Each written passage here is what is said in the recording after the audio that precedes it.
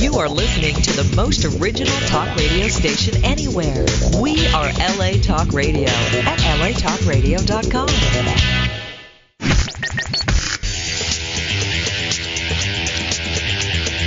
You're listening to Question Reality. Question Reality with Priscilla Leona. Priscilla Leona. Only on LA Talk Radio. Hi, welcome to Question Reality. I'm your host, Priscilla Leona, and we are coming to you live from Studio City, California.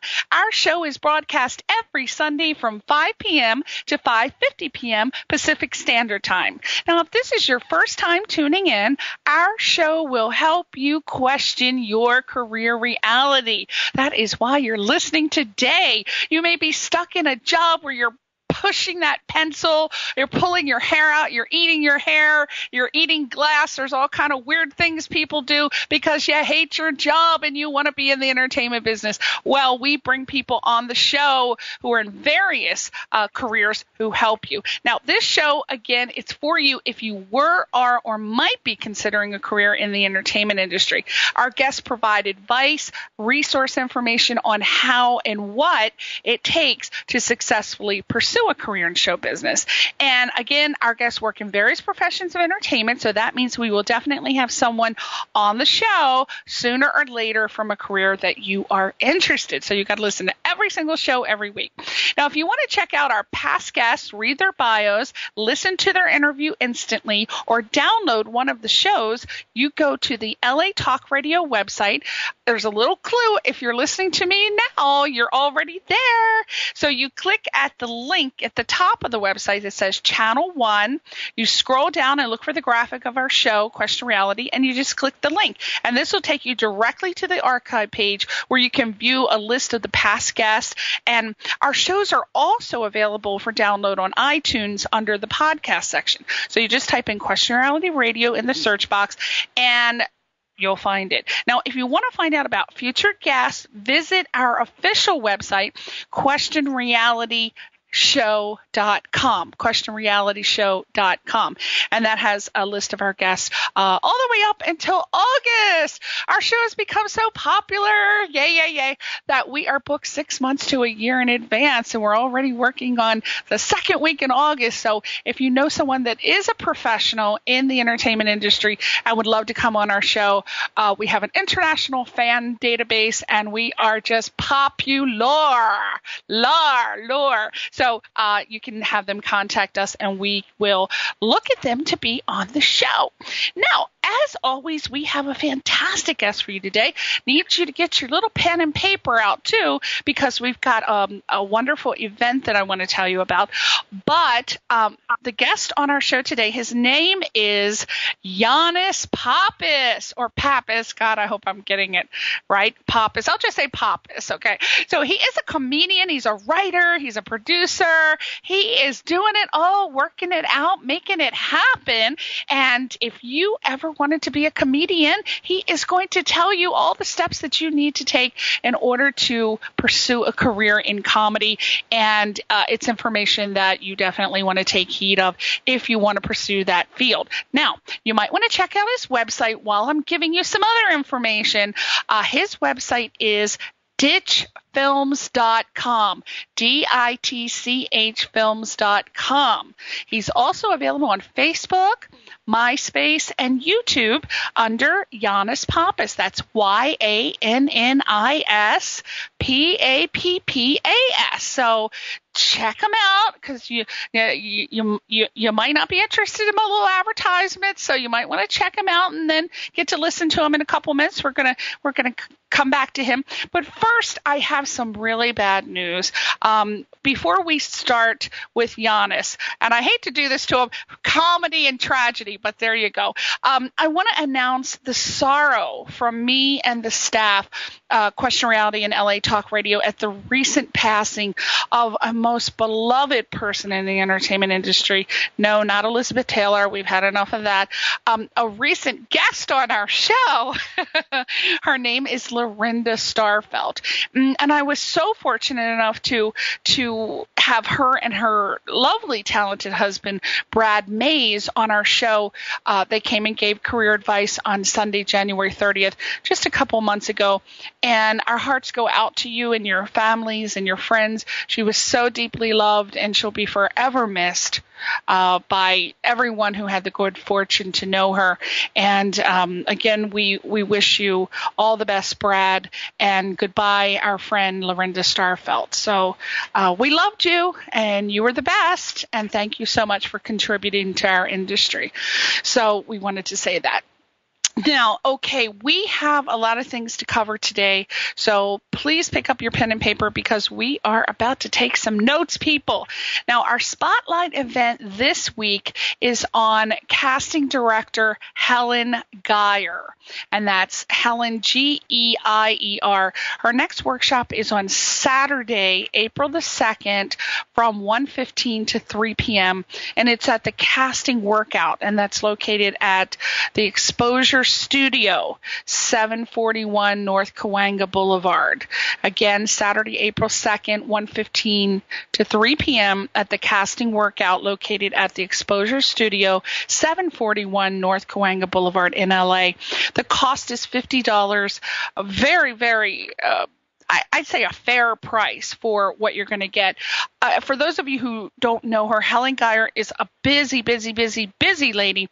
Not only does she work on some of the biggest television shows in history, she's also worked on huge films such as Hot Tub Time Machine, I believe, and Country Strong, et cetera, et cetera, et cetera. You can check out all of her big, huge credits on IMDb.com. I could go on and on, but we got to get to YANNIS, so check her out on IMDb.com. And this is said, from what I'm hearing, this is going to be a very exciting workshop, so you don't want to miss out on this one. Now, all of the actors need to bring in a scene to read. There's going to be a one-on-one with a reader.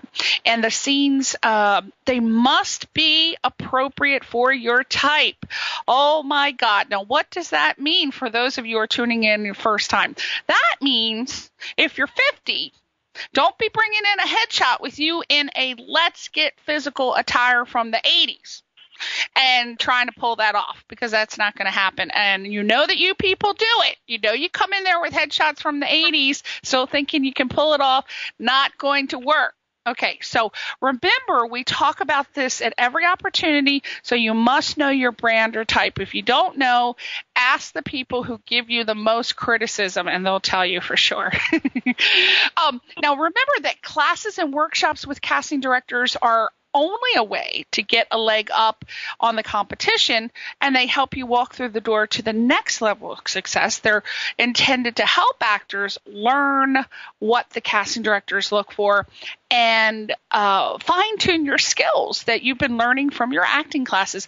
But workshops are not auditions, and I have to say that, but everybody knows what they are, but I have to say it. They're not auditions, and they are not a means to procuring employment. And I encourage you to think of workshops as educational, and if you get some good casting directors, they kind of do some mentoring right there in class, just like a mini mentoring session, and it's a chance to kind of redefine and reestablish your passion. So workshops are definitely a place where you can have your voice heard and approach the business side of the show. It's an opportunity to ask all of the business questions. What's the proper etiquette on a commercial? What's this? What's that? Things that you won't get to ask if you go to an audition. So, but most of all, they give you the exposure beyond the 5 minutes of any audition to learn what, the full expression of acting is in the business. And it's something that I highly recommend that you do. A lot of the workshops do require you to audition first to even be in them, but there are some that you can find to get started. So basically, if you're just getting started in acting, anybody who will take you, you need to get in just to learn, and then you move your way up, and then you can audition and get in the good ones. Okay, so now we are moving on to the most exciting part of the show, which is YANNIS PAPPAS. Now, let me tell you a little about YANNIS. He is a comedian, a writer, a producer, and he probably has more titles, some of which he doesn't want us to know about. But some good ones I might be leaving out, and he can tell us later. But he is becoming a widely known, he's spreading himself out. He's becoming one of the most powerful and exciting comedians working today. And he has been featured on such shows such as VH1's Best Week Ever, BET's 106th and Park, MTV, National Lampoon Live, Chappelle Show, and Comedy Central's Adam TV. And he has created some really beloved characters. I believe one of them is, and I hope I get this right, Mauricio. He'll correct me in a minute. But the one I want to talk about is the beloved character, controversial, although be it, Mr. Panos. And Mr. Panos has been featured on the popular Lakis Lazopoulos show. I am going to be tongue-tied by the time I finish reading all of this stuff, because there are so many syllables in the Greek language, as you know. Now, the Lakis Lazopoulos show is very popular on Greek and Cypriot TV, and he has become a sensation on the internet and has amassed a substantial fan database. So he is moving on up to the east side. And recently, he was in a feature film, which was called King of B, and YANNIS, along with director Jesse Scaturo, founded Ditch Films, and they currently have films in festivals all around the world. Now, what I brought him on the show was we know we don't get many comedians. I don't know where the hell they're hiding, but I think I've had one comedian that was on the show in 2008, and I don't know why I cannot find more professional comedians come on the show. They're probably too busy, and this comedian was part-time comedian, part-time professional whistler, so I don't even know if that counts. I think YANNIS may be actually my full-fledged, authentic, 100% all beef comedian. So without further ado, let's talk to Mr. YANNIS PAPPAS. He's going to tell you how you're going to become a comedian and make so much money. Right, YANNIS? That's right. That's the goal of everybody who becomes a comedian. How can I make the most money and work the least? That's what it's all about. I got to tell you something real quick. I was just flipping out. My husband and I were revisiting an old friend, a movie, Scarface, yesterday, and I saw Richard Belzer in there, and I'm like, I've seen that movie 5 times, and I didn't even know he was on that show. But you see him in CSI. Maybe it's Law and Order, and I knew he was a comedian, but those jokes he was telling on Scarface, I'm like, oh my God, did he write that, or did they force that poor man to say those jokes? So I just thought I'd throw that in there. Yeah, well, he's a guy, even before the internet age, Richard Belzer was a guy who had his hand in a lot of different things. He was actor. He started out as a stand-up, but, ended up becoming an actor, kind of more known for his acting in a lot of ways because of the mainstream exposure. And he was he's also a producer. And that's one of the things I always aspired to be, was sort of multifaceted, because I remember when I first started out, I heard an interview with Gary Marshall, Penny Marshall's father. Yeah, and he said, the entertainment business is very tough, and the way you keep yourself indispensable is by being able to do a lot of things. So he's like, when my directing work dries up, I apply for acting work. My acting work dries up, I do a little producing, and when that dries up, I do a little writing. So it's if you're a comedian, you know what?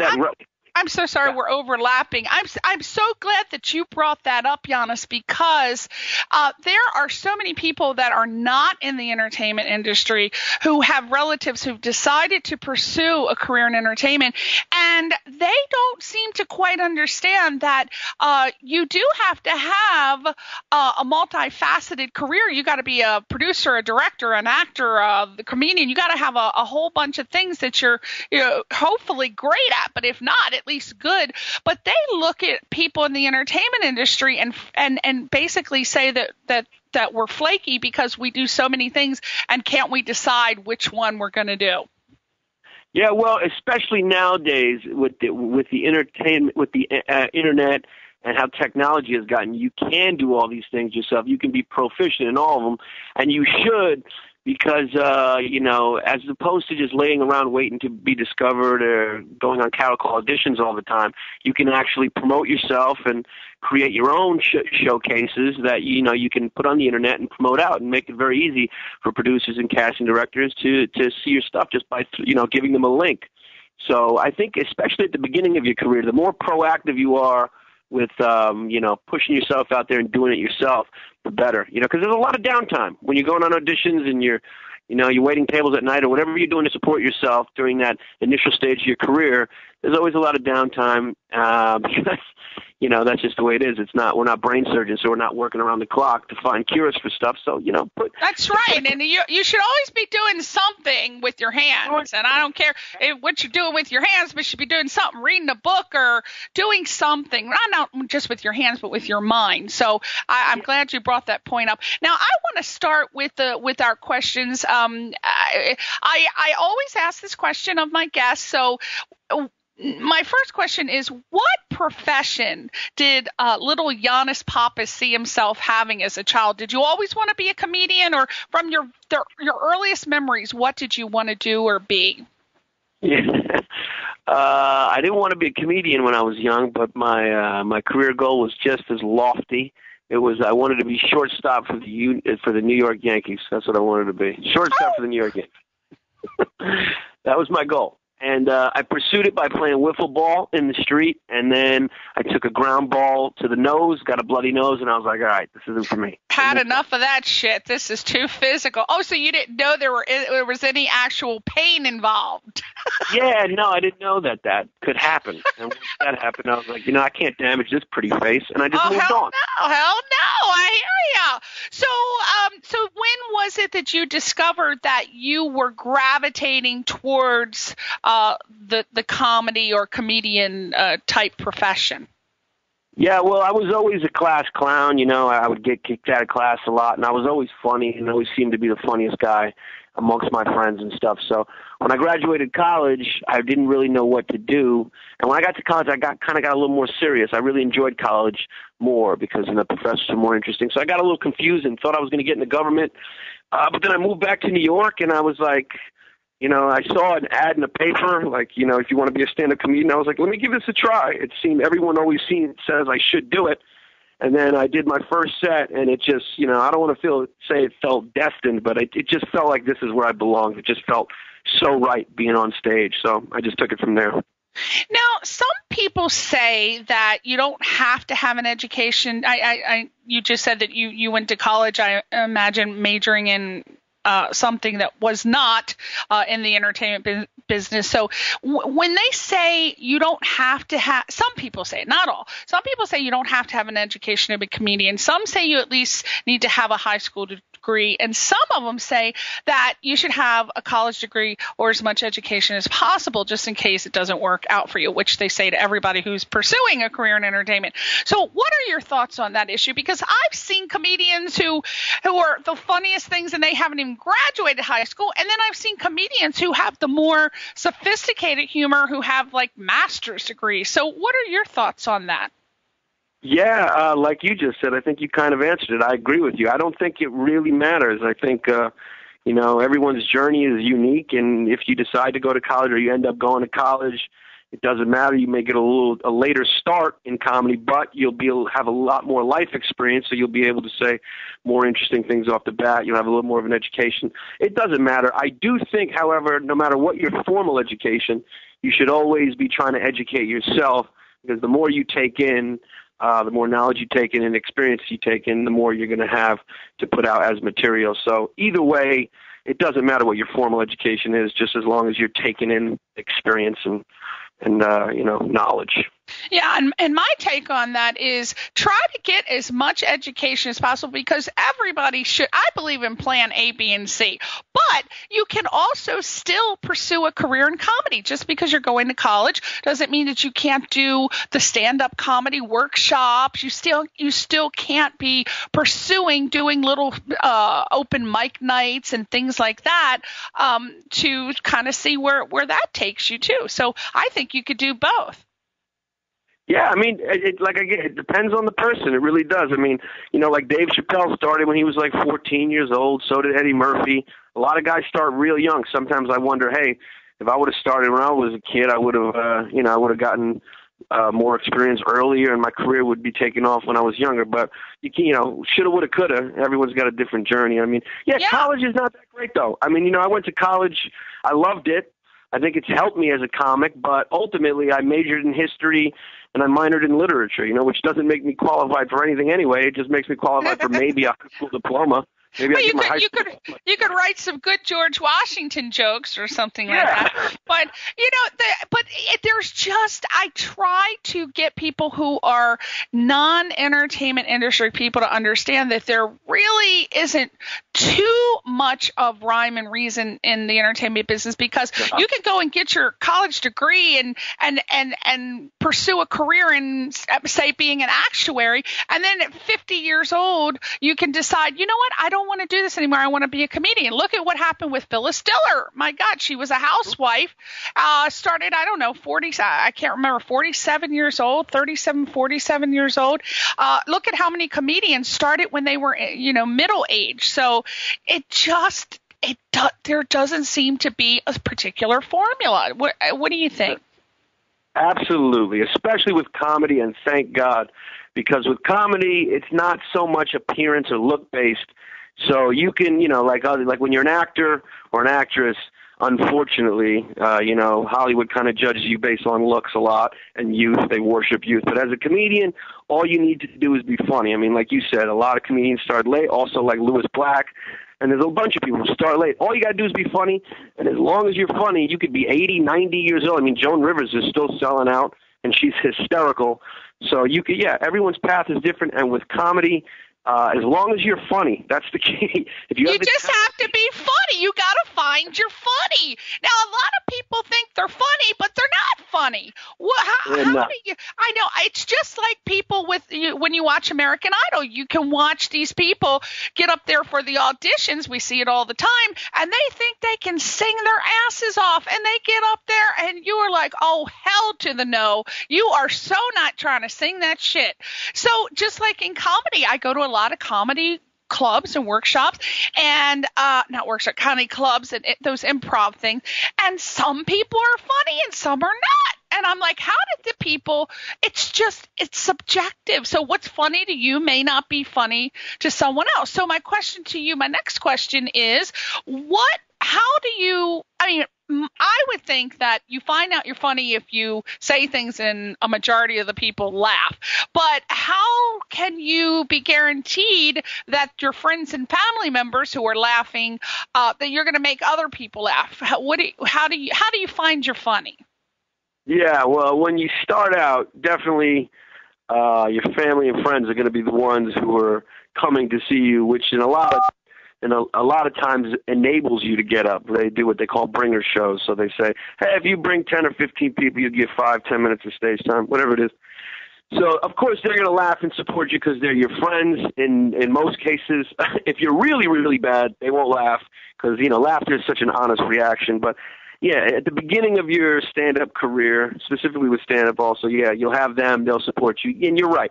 That doesn't mean you necessarily have what it takes. You have to kind of venture past that family and friend support and see how strangers react to you, and after a little while, you'll get a gauge. I mean, I couldn't answer for anybody, but I think if you're in it like a couple years and you're bombing every night or every time you go up or 90% of the time, that's probably not for you. You know? I know.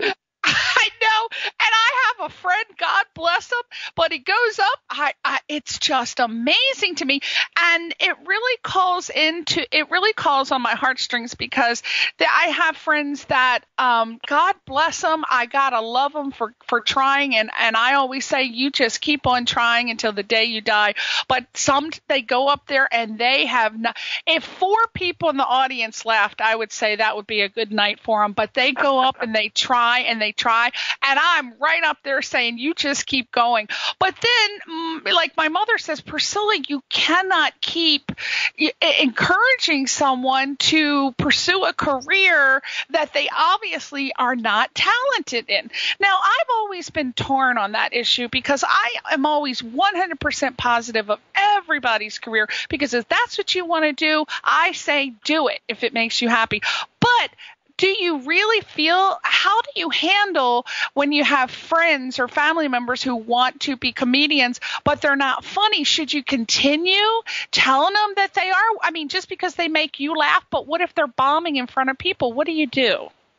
I'm of the opinion. I mean, of course, people would react differently to that question, but me personally, you're asking me, I tell people. I think you're helping them if you tell them, because it's a very easy thing to tell if somebody has something special up there or somebody has potential. It's pretty easy. People have natural performing ability. They have charisma. They have witty minds. It's very easy to tell. And if you tell them, hey, this may not be for you, if it really is for them, they're not going to listen to you anyway, and they'll keep going, and they'll prove you wrong. So I say be honest. Tell them. If you don't think they're funny, say, hey, you sure you're doing the right thing? Because if it is really for them, they're going to use that as motivation to become better comedians. If it's not, you're probably being the best friend that they could ever want by telling them the truth so they don't waste any more time and also waste audience's time, because there's nothing more awkward at a comedy show for the audience than when a comedian is not talented. God bless. Oh, I know. We've been there. Now, what do you feel are the trials and tribulations of being a comedian? Oh, boy. It is a painful pursuit. I'll tell you that right now. A lot of people get into it as young comics, and they want the fame immediately, and they ask questions when you're an older comic, like, how long did it take you to start getting paid? And I always find it funny because a young comic will be asking me this question at a show that I'm doing with him where I, in some cases, am not getting paid at all. So I'm like, you want to know where you're going to be in 10 years? You're going to be right where I am, where you are now. That's how hard it is. Like, especially in New York, it's very competitive, and there's a lot of comedians doing it. And, it's a very tough profession, and you have to bomb in order to grow. So you're going to deal with a lot of rejection and a lot of ups and downs. And it's very painful. It's a very painful process. It's like cocoon to butterfly, like a snake shedding its skin. Sort of like you got to break all your bones to evolve, and it's really difficult, metaphorically speaking, of course. But it's difficult. Well, I don't know. A couple comedians have had their bones broken, I'm sure, with their jokes at the end of the night, you know. So how important do you feel it is to know about the business aspect of comedy, and what is the business aspect of comedy? Yeah, I actually think that it's very important in today's world, because it used to be there was kind of a set formula to being a comedian. The way it used to work is you would work the clubs, you'd get into the clubs, and then the clubs, there was a lot more exclusive. There was a lot less comedians, a lot less people trying to be comedians back then. And if you got into the clubs, eventually you worked till you got a late night set, and then you got a late night set. And once you did a late night set, everyone's career usually took off, either as a writer, as an actor. You usually got a sitcom written around you, something. One of those things happened for you, and you took off. That changed. Now, a late night appearance means absolutely nothing. I have friends that have done 2, 3, 4, and they're right back in the clubs. Maybe 5 people will add them on Facebook. They'll get 5 more fans. You know, because TV is in such transition with the internet and the saturation of channels. The viewership's way down, so it doesn't mean what it used to. So it's very important to know about all the aspects of the business, because you, as I said before, have to create a lot of opportunities for yourself when you start. You have to produce your own shows to get yourself stage time. You got to promote. You know, you just have to be familiar with every aspect of the business because you have to create the business at the beginning. You know, the clubs don't pay very much, so you're not going to be able to really support yourself that way exclusively. You know, I've run shows, and I have had friends who've run their own shows where, you know, they make $1,000 a week because they set up, they go to some bar and they, on an off night, and they tell the owner, hey, can I run a show here? And on a Tuesday or Wednesday, promote it, charge $5, $10 at the door. And then if the show gets hot and it catches on, next thing you know, you're making a couple $100 a week for yourself. You know, you're paying other comedians, you're creating work. So it's important to know about the business because we are, on the small level at the beginning, we are the business in the modern day. So you mean if you say you want to run a show, what does that mean? Kind of like you put yourself in the position of being a producer where you MC and then you also find comedians that are kind of like you go out and scout them and then bring them and then they bring people. Is that what you're talking about? Yeah, they don't necessarily bring people, but you hire the comedians or you ask your friends that you know from the circuit to come perform. Usually you'll MC or you'll just produce. And you make a deal with the restaurant or bar, or maybe you get a piece of the bar, maybe you just charge a door deal, and you invite people and you try to make it happen yourself. And a lot of rooms in New York have become very popular that way, and some of those rooms have become even more popular than the clubs. Like I have a room that I run every Sunday night. It's in my neighborhood. That's why I started it. It's just a couple blocks from my house. And, you know, it was just written up in the Wall Street Journal as one of like 3 or 4 of the most popular shows in Brooklyn. And, you know, I make a little money from it. So, and where is it? What's the name of the place? It's called Bar 4. It's in Park Slope, Brooklyn on 7th Avenue and 15th Street, New York City. All right. Woohoo. Oh, whoa. I wish I could come and see you there. Now, let me ask you, I have a question about writing jokes. Now, I've always wondered about this. When you write your jokes, how important is it to keep them secret? Is it sort of like keeping the secret for Kentucky Fried Chicken, or you don't give a crap who sees your jokes because only you can execute them the way you can execute them? Or, you know, how important is that? Yeah, I mean, that's a big issue in the comedic community. And as you move up the ranks, you kind of become part of the informal body that polices that type of stuff. When I say that type of stuff, I mean joke thievery. It happens. It's not so important for you to keep it secret. It's much more important that you do not steal. I would say that. And that's why comics rarely keep their jokes secret, and a lot of times comedians will bounce jokes off each other. We'll be hanging out. I'll be like, hey, what do you think? Do you think this is funny? And my friend will be like, yeah. And he might even offer some advice on a tagline or help me with that joke. Because comedians just sort of have an understanding. It's like a self-policing community where joke thieving is just looked so down upon that the social pressure from all of us usually controls it pretty well, and it doesn't happen that often because when it does happen, that person is kind of excommunicated from the community. It's really bad. You become like a social pariah, and you kind of get blackballed a little bit, and everyone looks down on you. So I would say it's more important not to steal than it is to worry about keeping your joke secret. Wow, I had no idea. That's some serious shit, huh? Wow, I didn't know it was that serious. There was a really good article written about it recently, I think in either the New Yorker or New York Magazine. I can't remember. If you research online, there's a really good article about how the comedic community really polices that well.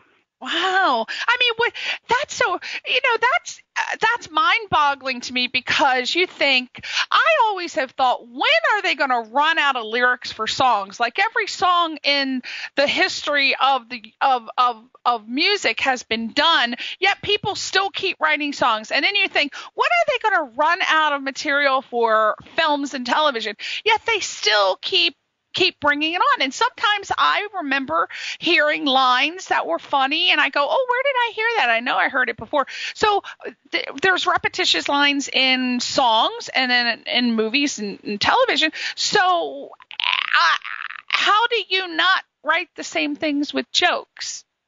Yeah, I mean, that's going to happen. There's a lot of parallel thinking and writing that happens, especially amongst younger comedians.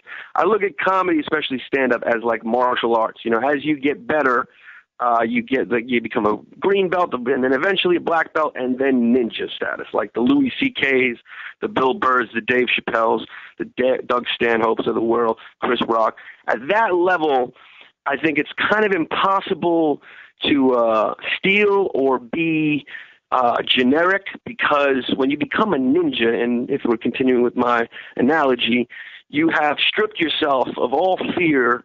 Because when you're up there on stage, it's a very scary thing, to bomb. I mean, people's number one fear is public speaking. So you've been doing it so long, you've stripped yourself of all fear that you're really projecting you. Your persona is really you. So anything that you're talking about is filtered through who you really are, and nobody could really ever imitate that. So your premise might be similar to something that's been said before, but with your slant on it, and you being a ninja, like I said, you just projecting you and your life and your experience, it gives it that unique twist on it that kind of makes it, thief-proof. You can't really take it. I see. So that was kind of like where I was going next with my question. I was thinking, how does an aspiring comedian find a comedic persona? And once you do, are you in fear that it be stolen by another comic? But I would imagine you answered that question, because if you have a certain comedic persona, such as indistinguishable, like Chris Rock and Eddie Murphy and any of the other greats, nobody could do that, because you're kind of like that's your own identifying way of doing comedy, right? But how do you find it? Is it just who you are, or do you have to work on it? Is it an act, like a super, like is it Clark Kent and Superman, where you're one person and then you have to put on your Superman outfit? I think it's just like in life. Like I said, at the highest level, if you're doing it right, the highest level, it's much like life. In life, one of the most difficult things to be, because we're a social species and we imitate so much to learn and we yearn for acceptance, one of the most difficult things to be is yourself. You have to sift through all the influences and culture and things that are forcing you to conform. So it's very much the same thing on stage as a comedian. Once you get past all that fear, conformity, and imitation of other comedians who you admire, who you might be using to help your persona along because you know that it works and you've studied them before, like maybe you'll be a young comedian who's imitating Chris Rock. You know you're imitating Chris Rock because it's a successful formula. Ultimately, you'll shed that skin and be more you. It's just you. So when you're a fully developed comedian, it's really you, who you are. I think the goal of comedy is the goal of life. If you want to live it right and be happy, I think the only way to do that on a comedy stage and in life is to really be yourself. So that's what ultimately happens when you become a fully developed comedian, and that's your persona. That's how you develop a persona. Strip yourself of all the fears, conforming influences, and you'll find that comedic soul that is the God-given or achieved ability that has made you a comedian in the first place.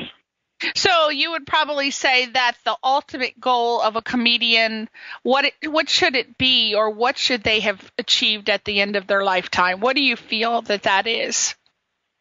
I think that varies from person to person. Whatever I think that I think a lot of comedians you could ask may answer that differently. If you're asking me personally, for me, because I can't speak for anybody else, I would say my goal is to affect the world in a positive way through my comedy, in some small way somehow. So, because to me, I look at comedy as an art, and it's humans, like Mark Twain said, it's our strongest weapon, and it can be used to thwart against evil, and it's sort of like comedy's like giving people a truth pill that's sugar coated.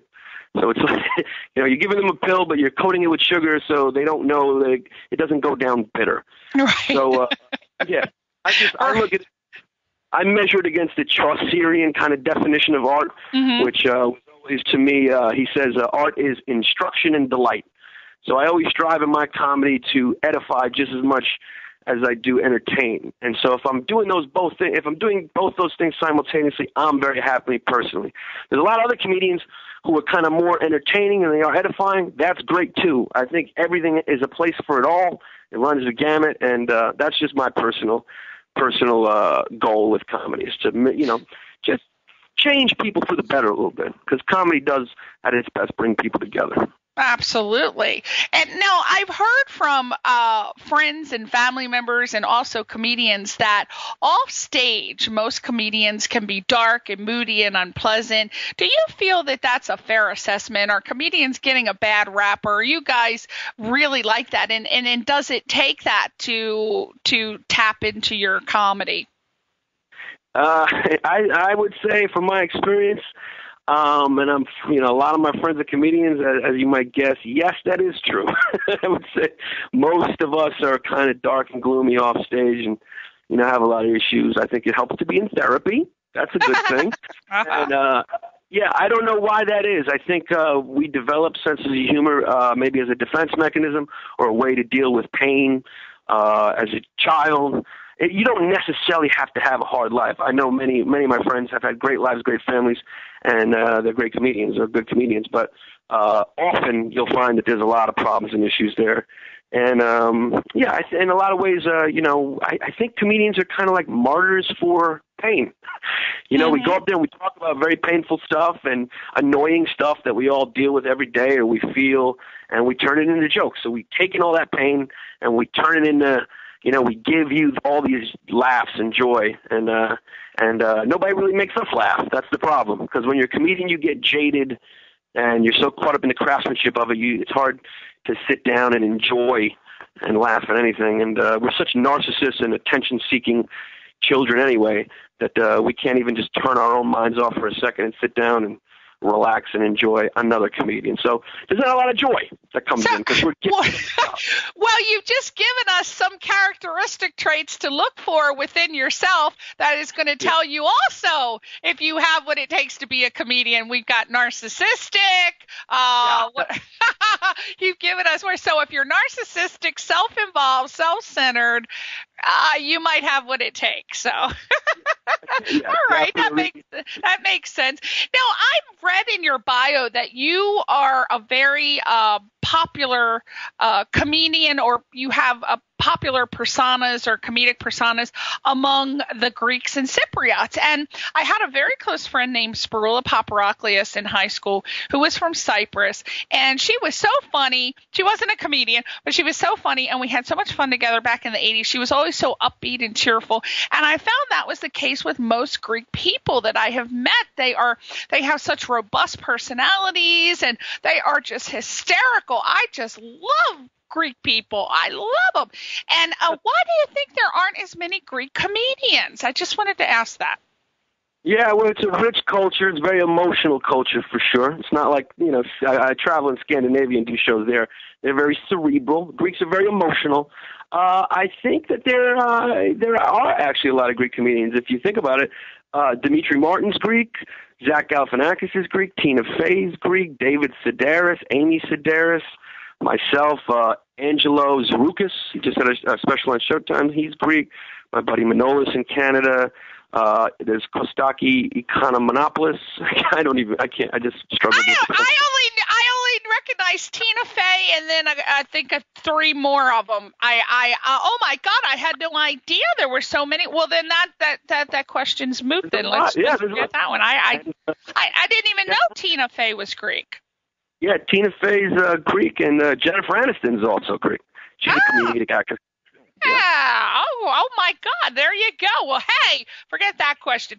Now, you've been on such popular shows like VH1's Best Week Ever, BET's 106 in Park, MTV, National Lampoon Live, David Chappelle Show, Comedy Central, blah, blah, blah. It goes on and on and on. And I am sure that that is considered like a dream for a beginning comedian. So my question is, how do you get on these shows? Do you have to have an agent, a manager? Give us the scoop on how it's done. How can a young comedian or beginning comedian aspire to be where you are? How do you do it? I'll answer that question in two parts. The first part is, for me, to answer your question, the way it happened for me is various different ways. I had a manager at the time when I did 106 in Park on BET. He got me on that. He got the showrunner to come to a club and look at me. So he was just very proactive, promoting me and trying to get me on. They were doing showcases at that time. VH1's Best Week Ever, I got on that because I started a sketch group when I first started. Again, you got to be proactive. And my writing partner in that sketch group ended up being one of the producers at VH1's Best Week Ever. So he had me on kind of through nepotism. So it happened that way. Same thing with Chappelle's Show. I was very good friends with Donnell Rawlings, who I'm still very good friends with, and I used to open for him all the time on the road. He was Ashy Larry on the Chappelle Show, and he just got me on the show. I did a bunch of background stuff. So it happens various ways. There's no rhyme or reason, but the theme is always be proactive. Create as much work as you can for yourself. And that leads me into the second part, which is, again, modern day times. Television is not really as important as it used to be when you're trying to build a fan base and get your name out there. I would concentrate more now on the internet. More people, the numbers now of, there's more people on the internet than there is watching TV combined. That's the way it goes. So most of the comedians who seem to be really blowing up now are getting big on the internet, and their fan base is being formed on the internet. Like for me, I have two characters, like you said earlier, Mr. Panos and Marisa, that are kind of catching on and taking off. More recently, Marisa. And when I do shows now, I have tons of people coming out to see me because of those characters. And I think if you concentrate on the internet more than TV when you're starting, it's just a wiser thing for the future, because I think it's just going to get more and more internet. I think TV and internet are going to merge, and kids nowadays, I think, are not even really watching television. Everything's on demand. They go to Hulu, and they're always on their laptop. So it's just media's changing. The landscape's changing. So the internet is such a powerful tool. So use it as best you can. Yeah, and you do the two characters, Marisa and Mr. Panos, for vlogs. And I imagine, now where would we go to see those two characters on this vlog? Where do we see Marisa and Mr. Panos? Yeah, you can see either one of those if you just go to YouTube and search Marisa, Maurica, or Mr. Panos. They'll come up. They've really gotten popular on YouTube. Okay. So that's where you Marisa, can find it. Maurica, and Mr. Panos, Panos. So we're going to check those out. Ow! Now, recently you and your partner started your own production company, Ditch Films. Yay! Now, what type of films do you do, and do you accept scripts, or what are you doing over there? Yeah, we accept, we're so small now that we kind of almost read anything that comes in because we're open for ideas. We do short films. We've done a lot of, we produced Mr. Panos and Marisa ourselves, and we do some commercial work. So we'll do a lot of online commercials and branded content for companies that are looking to sort of do user-generated looking, comedic videos. So all the videos we do have a comedic slant. And some of them are all for our own personal, comedic, sensibility for us, and some of them are for sometimes we do for hire. So, comedic for commercials. Yeah. So you're a comedian for hire. I might have to hire you for some stuff. Now, I heard that a DJ, very exciting, a DJ in New York took some of your sayings from your character Marisa and turned it into a club song. Now, how can we hear that song? Where do we go to hear that? Yeah, there's a few of them, actually. I think a few people have made some mixes, some club mixes for Marisa. You just, if you, again, search Marisa, it should come up. I can't remember the DJ's name. I think there's more than one. But in that search, that'll probably come up with the videos. There's 4 of them. There's 4 videos. They're like these faux online dating profile videos for the character. And it's funny because a lot of people think the character's real. So she's a Puerto Rican transsexual from the Lower East Side. So Whoa! Yeah.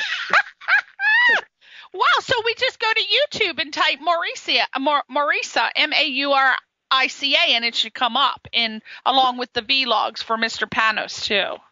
Right. When you type in Mr. Panos, same thing will happen. Oh, yeah. All right. Well, you have become an internet sensation via YouTube, and I guess that's how you're getting your work now. And Are you still pursuing a career in acting as well? And are you an actor? Yeah, absolutely. Acting. I'm in most of the stuff that we shoot. Okay. I write it. Me and my partner, it's just 2 of us. We do everything, from writing it to post-production. And I'm also in most of this stuff. So, yeah, I was in King of B was a very independent movie. When I mean very independent, I mean literally like a budget of ham sandwiches and, food. We did it for no money, but it was a great experience. And he's shopping it around to, it's in consideration, I think, for the Tribeca Film Festival. Hopefully to get in But it was a great experience, and I love acting. And yeah, you can, if you want to see my stuff, it's on our page. Just go to YouTube and go to Ditch Films. Just put a search in for Ditch Films, or youtube.com/Ditch Films, or go to our website, ditchfilms.com, and I'm in most of this stuff. So yeah, I love it. Acting's one of it's probably just as much a passion as stand-up and filmmaking. I just love it all. I love it all. Well, you're doing it all, and you are. I think I'll be paying to see you in the near future, I'm sure, when you come to LA to do a show. Please keep me on your list, and I will let all of our fans and everyone on the show know when you're coming to LA to do a show. So you got to get yourself here. Now, lastly, we got 1 minute. I'm going to put you on the spot and ask me to tell us, the audience, your best joke. Give us one. Take us out with your best joke, Yannis. I can't. I don't know if I could do that. You'd have to pay to come see me. That's my joke. I like that. That's the joke. We're not getting anything from Yannis. All right, Yannis, are you coming to LA? I have no plans for the immediate future, but I will be there soon for sure. And if you want to follow me, just go to Facebook. I have a fan page, YANNIS PAPPAS, and I post dates and shows all the time on there. So eventually I'll be coming out west, but for now I'm in the Northeast quarter. I'm booked up here for a while. So. Damn, Yannis, damn. All right, well, we hope to see you out in L.A. Again, check out Mr. Yannis Pappas on YouTube. Also, you can catch him at ditchfilms.com, and you are going to blow up the comedy world. I know you got a great personality. I love your voice. I swear you could also be a radio DJ if the comedy thing doesn't work out. You got a great voice. Thank you so much for coming on the show, Yannis. God bless you, and thank everybody for listening to YANNIS Pappas today. Say goodbye, Yannis. Thank you so much, Priscilla. This was a lot of fun, and good luck with this radio show. It was a lot of fun. I'm gonna lock you into coming on later on in the year. I just have to talk to Joel. We're gonna work it out. Sounds good. I'm gonna talk to some friends and get you booked out here, but we'll talk later. Bye. Thanks, everybody. Bye-bye.